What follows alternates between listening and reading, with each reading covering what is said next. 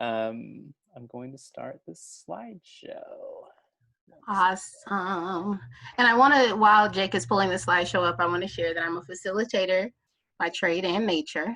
And so I'm really big, not on being the expert of content or topics that I facilitate, but rather creating spaces for folks to learn more about themselves and subsequently one another, and create areas or opportunities for growth for all of us. And so while I do have a slide deck that's more so to help me stay on track and offer kind of visual support for the topics and activities we'll be moving through. However, this will be a conversation. This will be an opportunity to engage and self-reflect. And so one last reminder that if you have not yet gotten a piece of paper and a writing instrument, you can grab one if you're able. And Adriana or anyone else who's not able to actively participate in these activities, I will be putting resources in the chat, which is why I have Jake facilitating for me so that I can actively use the chat. And I invite everyone on the call to do the same. And so with that being said, I tend to like to level set around the topic that we're talking about, right? And pull into the space where we're already at with this conversation. And so I want you to use the chat, or you can raise your hand to signify that you want to respond verbally to the group. But I just want to know, when you hear the word boundaries, how do you define them? What are boundaries to you? And so feel free to put it in the chat and I will read it and bring it into the space for the group, or you can just raise your hand or unmute and start talking. But if you want to raise your hand and make sure it's kind of order, we can do that. Dessa says self-care. Thank you for saying that. Feeling safe and not taken advantage of. Thank you, Ruth.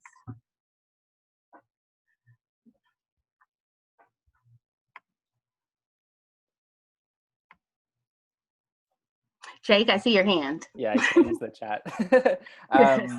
To me, a boundary is like something that I definitely cannot do yet. It's like there's like a mark there, something to work on or work around. Yeah, good. Thank you. Thank you. Thank you. So we can continue to, I'm going to scroll down and make sure I'm not missing any hands. Okay. Good. So if you want to continue to respond to that, feel free to do so in the chat, but I'm going to ask you to go on and change the slide for me, Jake. Yeah. And so when it comes to boundaries, this is just kind of a list, right? And so what I will offer is that I'll be sharing this slide deck. And so don't think you have to write notes or you know, try to capture all of this or take all of this in at once. But these are just some examples of healthy and unhealthy ways that boundaries can show up. But in order to preface the next activity that we're going to be doing, I want to talk a little bit more about what we mean when we say unhealthy boundaries, right? Because I think that we can level set around the fact that healthy boundaries are ones that maintain the integrity and the meaningfulness of our relationships and the respect of our relationships, while also honoring our needs, right? And so when we speak of unhealthy boundaries, there are a couple of different ways that can show up. And so they can show up porous, in that we're really fluid with them, right? And we adjust our boundaries according to the needs of others. Or they can be really rigid, where they're so strict that it's really difficult to build relationships and engage with others in meaningful ways, right? And so self-preservation kind of takes precedence over the meaningfulness of valuable relationships. And so with that being said, we're going to move into our self-reflective exercise. And as we do that, I want to pause and see, are there any questions or thoughts that folks want to share about, you know, healthy versus unhealthy boundaries? I do. Yes. I didn't respond when they said, what do you think, or what's the definition of boundary? Because to me, when I hear the word boundary, I'm in trouble. Because someone has said to me, you need to set a better boundary, or you. And as I read these, I live a fluid, happy, lovely life living in unhealthy boundaries. Mm-hmm. That is a fact that I did not know until just now. Right. And so I think, thank you for bringing that into the space, Mary, right? Because a lot of times to your point, and I definitely, you know, empathize with this in a real personal way, I'm happy doing and giving for others, right? That's a strong point of mine, something that I like to do. However, also acknowledging the impact and ways that we may not recognize that fluidity and willingness to always bend means that we might be sacrificing in our physical health, right? In our emotional health, in our mental and psychological health.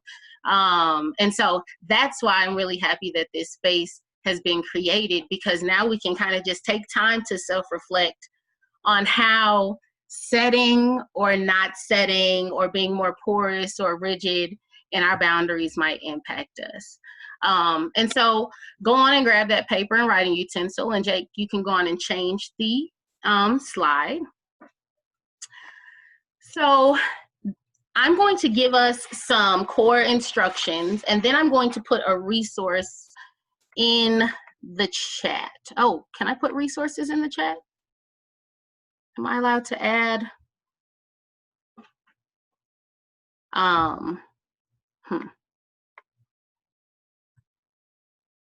Jake, do you know how I put resources in the chat? I want to put a resource that can help folks take a deeper dive into this conversation or into this activity. Is that like more than a link? Let me see. I can make you co-host, and maybe that'll give you. Yes, let's see if making me co-host will allow me to share this chat in the link.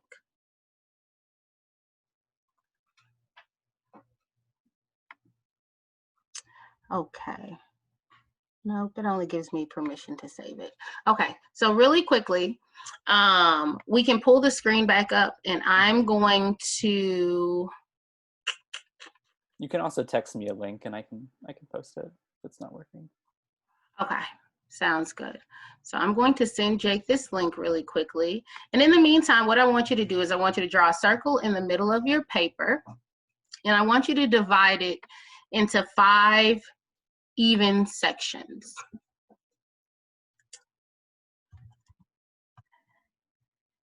And once you divide it into 5 even sections, I want you to write a boundary in each section, right? So we've talked about ways that healthy and unhealthy boundaries might show up in fluid and rigid ways.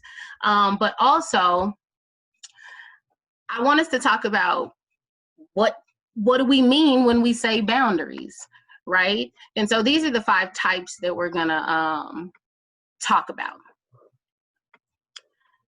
And so you're gonna write each boundary in its respective slice of the pie. Jake, I've just sent those documents to you.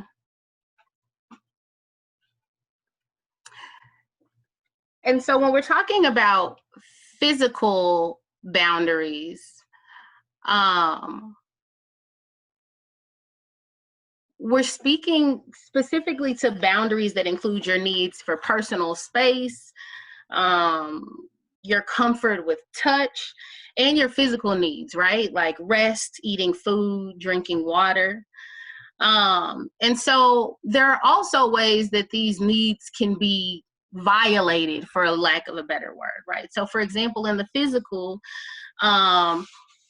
receiving unwanted touch, being denied your physical needs, right? Being made to feel like you have to keep working even though your body is telling you that you need to stop, right? They can show up in emotional ways, right? And so healthy emotional boundaries are spaces where we're able to honor our feelings and energy.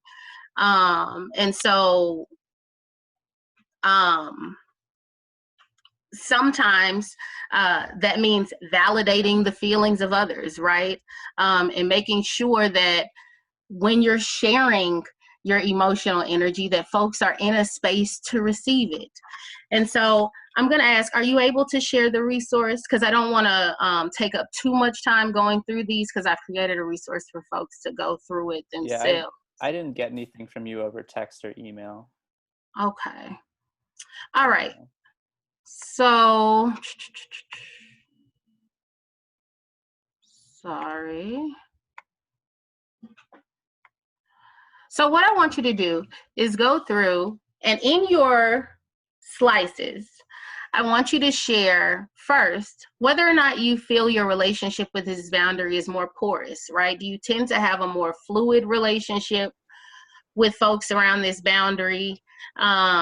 Or do you tend to be more rigid, or do you feel like you have a healthy balance? And so, Jake, if you want to click the screen one more time.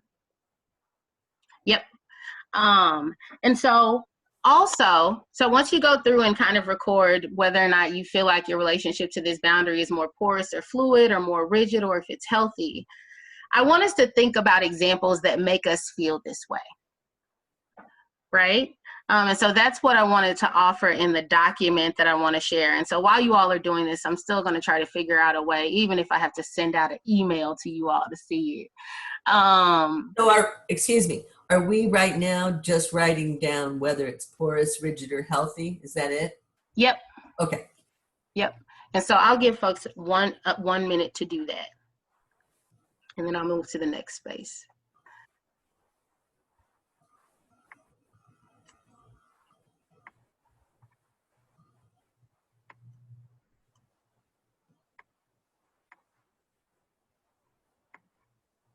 Sorry, I lost the screen.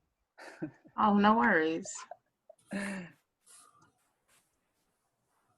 it is. Okay. So I did just send it in response to the larger group that this invitation was sent to. And so if folks are plugged in through there with their email, it should be coming through to the larger group email. We have a question. Yes. Are we thinking about our personal boundaries, like how I want people to respect my time, or are we thinking about like how I would respect someone else's time? Thank you for bringing that up. So I was going to move into that when talking about like, now we're going to, so we've named the boundaries. We've talked about our high level relationship with the boundaries. And now we're thinking about examples. But in thinking about that examples, to your point, Madeline, I want you to think about how you experience it as someone who's setting the boundaries, but also as someone who isn't in charge of setting the boundaries. And so you're expected to respect whatever boundaries are set, right? So what is your relationship with boundaries when you're not the one who isn't setting them, but is the one who has to respect them, right? Are you that person who emotionally offloads on folks before getting permission? Are you that person who says, I only need 30 minutes of your time, and a person plans for that, and you know, a little forethought may have made you realize that you need 2 hours of their time instead, right? And so what are ways that you recognize your relationship with boundaries as someone who's in charge of them and as someone who's expected to respect them? So I'm going to actually put 5 minutes on the clock because I want us to take a deep dive. And then if you can check your emails and see if that resource is in them. The resource that I sent, the first one, let's see, what did I title that resource? Boundaries, Descriptions, and Violations. That one takes a deeper dive into what the boundaries are. And then the violations are ways that those boundaries tend to be violated. And so check that out, complete your pie. I'm putting 5 minutes on the clock. And then I'll open the floor for anyone who wants to share what they came up with or offer folks an opportunity to share in the chat. All right.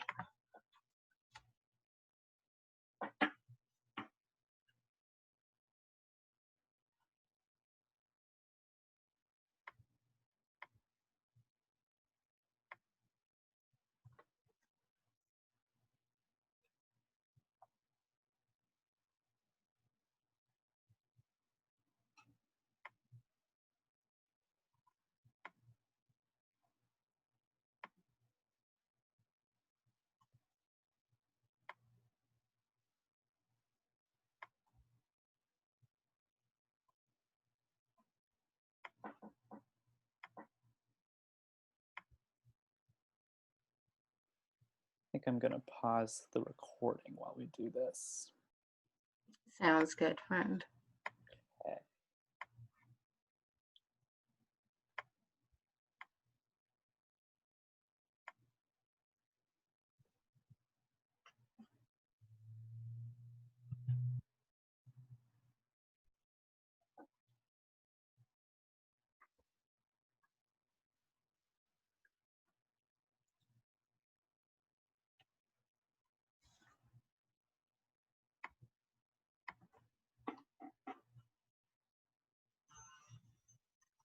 All right.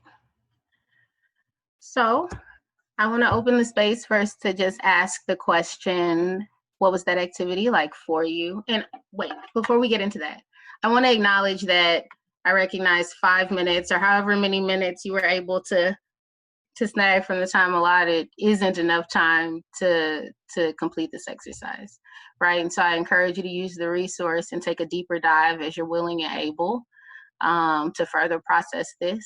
But I also want to open the floor for folks who want to just share how far they've gotten and talk about what the activity was like for you. And so feel free to respond in the chat, or you can share out loud to the group. I encourage both. Do you want me to put the screen share back up, or is it okay to just be in gallery? We can be in gallery, and if folks want to hold up their page or, you know, however you want to do it. Mariah? I think related to Madeline's question, I realized that my boundaries differ in terms of like how I interact with other people versus how I let other people interact with me. And I think that like time was a big one when I was realizing that, and that like I am trying to be healthier about the time that I give or ask of, or the time that I ask of, or that I ask of myself. So like I'm trying not to overbook myself like I have at other points in my life. And when I'm facilitating a meeting, we end on time or like go at most 5 minutes over, because I don't know what other people else is going on in other people's lives. But like I am not good at standing up for myself when I had like mentally assumed that a conversation was going to last 20 minutes and it's now at like 55 minutes. And so it was hard to write like healthy or porous. And so I wrote moving toward healthy, because like all I can do is like try to show up better for myself, I guess. And that's at least acknowledging that is a good place to start. Absolutely. Thank you so much for sharing, Mariah. I empathize with so much of what you said. Thank you. Anyone else want to share? I'll share. First, I have a question actually in terms of, so porous is really this concept of kind of moving out of healthy into unhealthy, like moving back and forth between the two. Am I understanding that?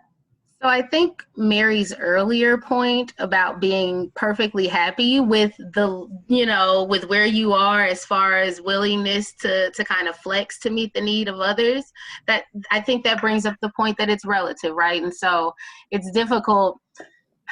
The terms of healthy and unhealthy are there as a way to, I guess, like adhere to our mind's need to directly put things into buckets, but also recognizing that how we respond and how we receive whatever the boundary structure looks like for us is just as important, right? And so if so that's Okay. what I'll say. Porous is more like I'm fluid to meeting the needs of folks. Okay. So recognizing that, I think this falls under intellectual, I think that I tend to overstep boundaries and take it, and I push the boundaries, and in this forum and other forums like this, whether it's around the dining room table or in a conversation with family or whatever, that I want to dominate the time expressing my opinion and my understanding of things, and getting people to understand what I like, feeling that they have to. So I say that knowing that I don't want to do that here. And that's my tendency, to kind of dominate the time. So I recognize that there is that unhealthy boundary that I push on others. And I do the same thing with time in and of itself. Like, I have really healthy boundaries around time and what I give others when I have to set the boundaries, but then I'm always running late. I'm always showing up late. I'm always telling my spouse that I will be home at, and then, you know, coming home 30 minutes late, or, you know, like, so giving her an expectation. So I have, you know, like, this recognition of, like, what my needs are. I can be really, I can push those boundaries and take advantage of, and not setting healthy boundaries for, you know, kind of taking advantage of other people's boundaries. But then around, like, physical, I feel very clear about having healthy boundaries on both sides of the spectrum, knowing when to say that's not okay, and knowing when to say when, you know, recognizing someone else's space. And the material boundaries for me feels like I am learning, you know, not to give away the store, whether it's my work, or whether it's mutual aid, or whether it's someone in need and I just want to give everything and then leave myself depleted.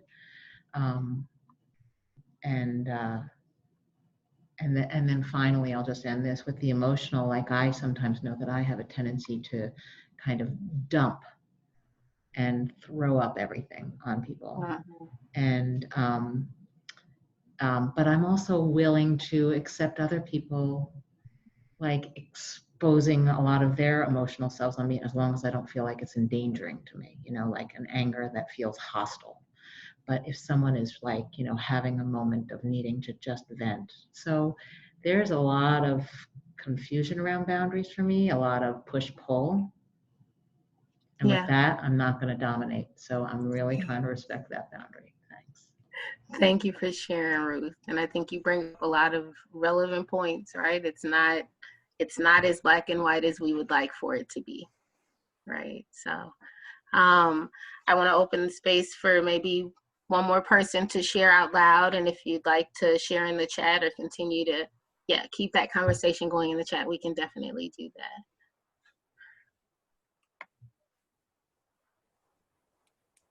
There's something about, like, energy and attention. Like, I feel like that makes a difference to whether you are firm in that boundary or not. Like, in a situation when you know there's something going on in the room and, like, people are pissed, and maybe you feel energized and you're like, hey, let's talk about it. But maybe you're grumpy and you're just like, no way. So I see my boundaries, like, moving a lot based on how I'm doing and what I'm willing to take on. Yeah. Thank you for sharing.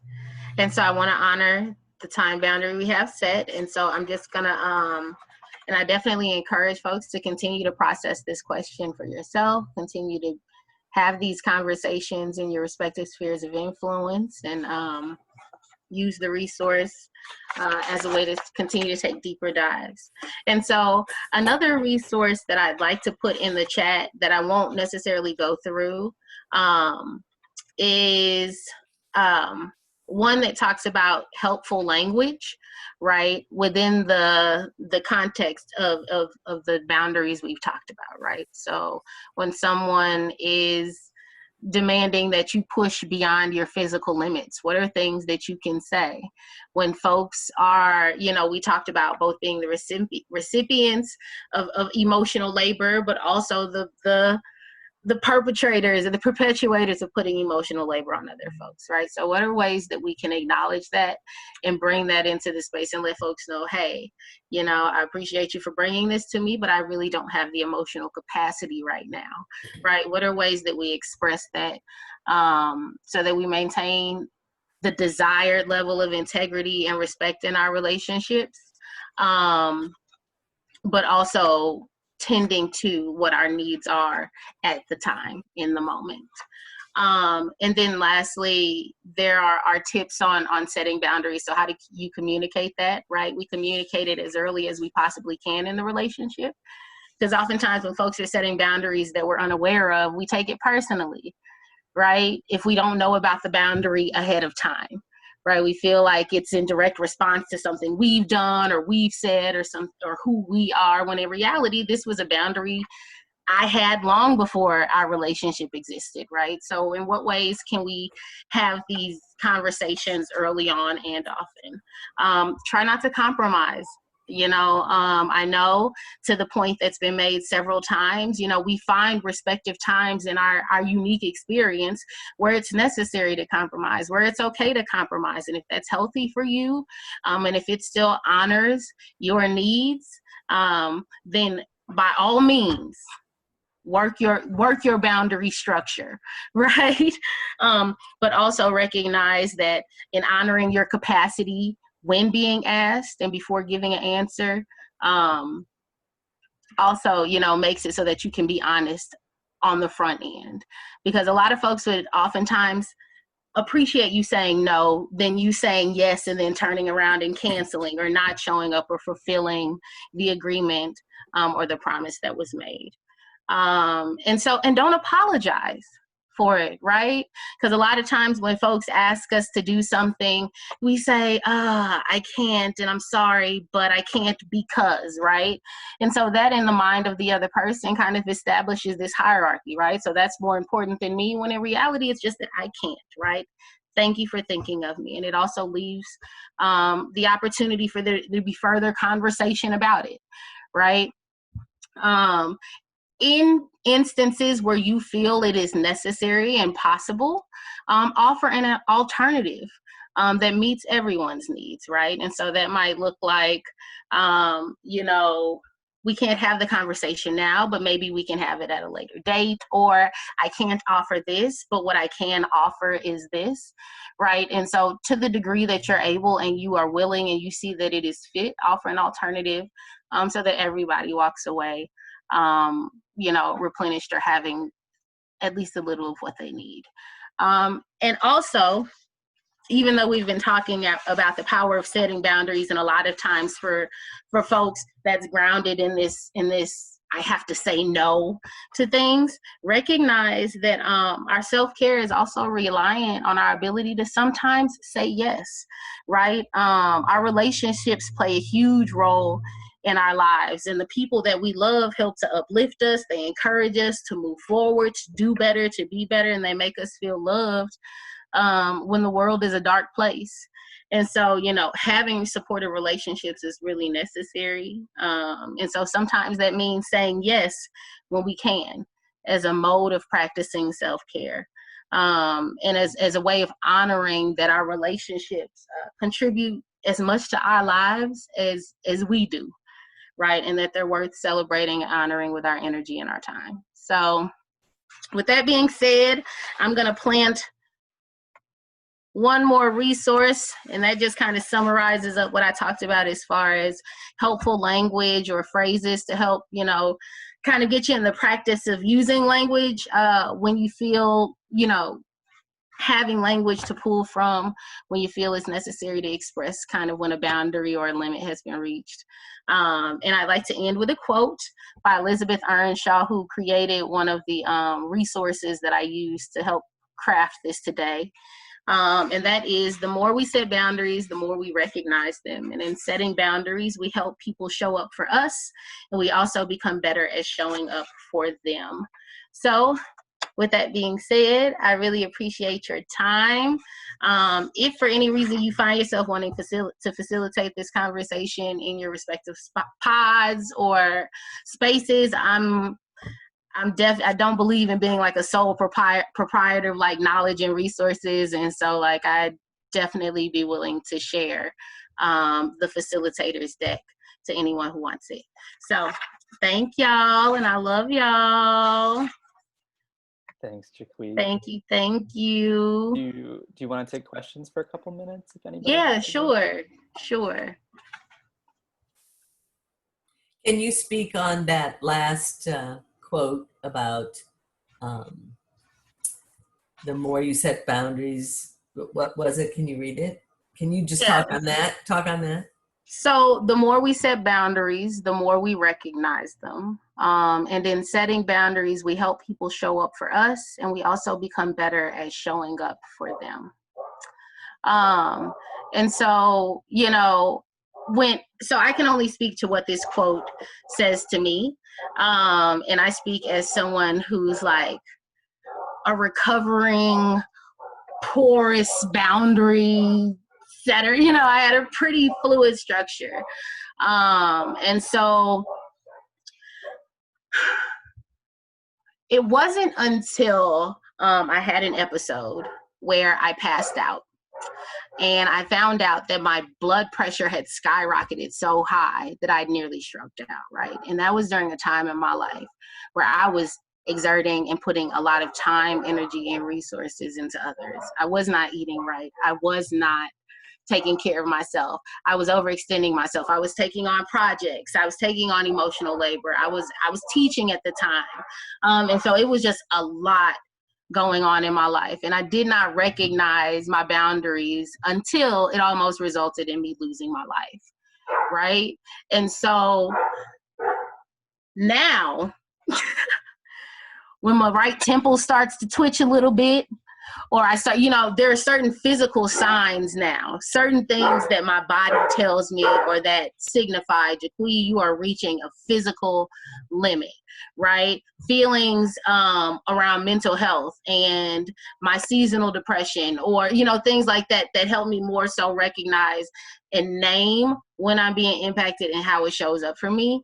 That really, that experience really had me tune into the signs when I'm taking on too much, right? And in doing so, I've been able to express that to others, right? And help them maybe even think more in depth about ways that they're impacted. But also, at the very least, it's helped me say, you know what? My body's telling me that I can't, right? My headspace and where I'm at, how I'm feeling right now, it's telling me that I can't, or I can, right? But just recognizing and knowing within yourself what your limits are, and how to set boundaries around those limits, right? Because to your point, sometimes it's okay, right? It's all right. But just recognizing and taking time out to at least acknowledge what you've been doing for yourself, what's been your input, also what's been your output, and are you putting enough in, right? So that's what it means for me, and I hope that offers some degree of clarity, at least for where I was when I put the quote in. Great. At this point, I think we should come to some closure and move on with the rest of the meeting. But thanks so much, Jaqui, for your wisdom and experience. It's really, really nice to hear all that stuff. And thank y'all. I appreciate you. Those emails in the post-mortem email. Sounds good. All right, y'all. Have a good meeting, and I'll talk to you soon. Bye. All right, bye.